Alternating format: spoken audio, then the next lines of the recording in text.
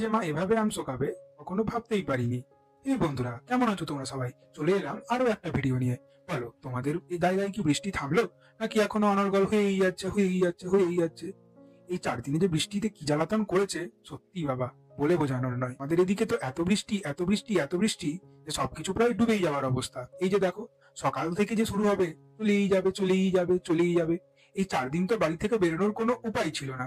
বৃষ্টিতে রাস্তাঘাট, দোকান বাজার সব যেন ভাসিয়েই নিয়ে চলে যাবে। আর জানো আমার মা কি করেছে?